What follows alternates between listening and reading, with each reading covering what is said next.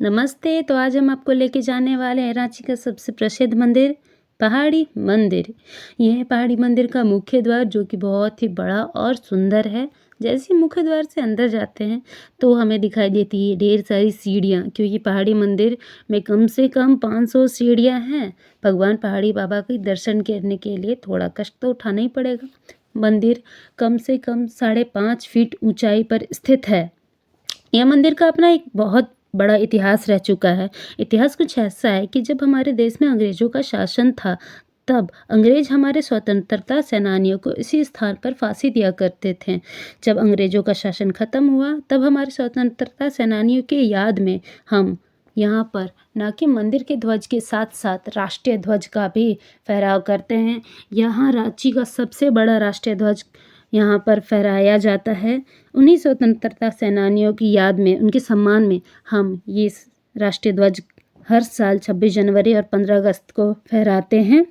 मंदिर की सीढ़ियों पे पहले संख्या लिखी रहती थी, पर अब रंग बिरंगे कलरों से वो संख्या छिप गई है। अब हम चलते हैं मंदिर के अंदर, क्योंकि अब हम पहुंच चुके हैं मंदिर के गर्भगृह के पास। ये है मंदिर का गर्भगृह जो कि सबसे ऊंचे स्थान पर है, लेकिन यहाँ के बहुत ठंडक और सुकून मिलता है। क्योंकि ये सबसे ऊंचे स्थान पर है, इसलिए यह मंदिर हमेशा थोड़ा ठंडा रहता है। अब हम करेंगे भगवान भोलेनाथ की थोड़ी सी पूजा।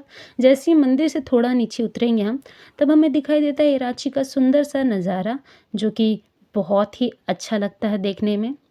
ये है मन्नत चुनरी स्थल। माना जाता है कि अगर आपने कोई मन्नत मांगी है और वो पूरा हो जाता है, तो इस स्थान पर आकर के चुनरी चढ़ाते हैं। यह एक खास करके विशेष स्थान बनाया गया है नारियल, अगरबत्ती और दिए के लिए।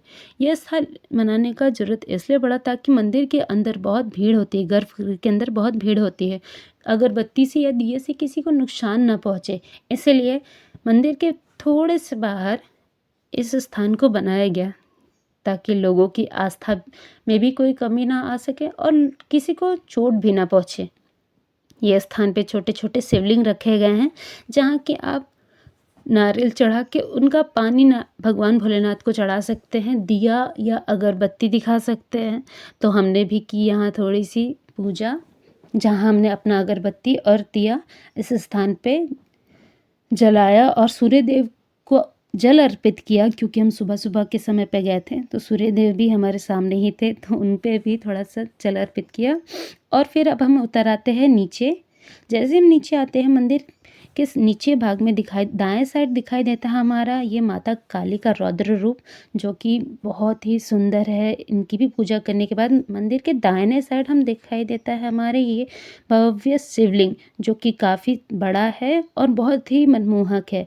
इनको देख करके बहुत ही आस्था वाले भाव से हम इनकी पूजा किए। यहाँ बगल में ही भगवान नंदी स्थापित हैं। जब हम नीचे आ जाते हैं तो हमें दिखाई देती है ये सुंदर सुंदर चूड़ियों की दुकान, और भी बहुत सारे यहाँ सामान बिकते रहते हैं, जो आप खरीद के अपने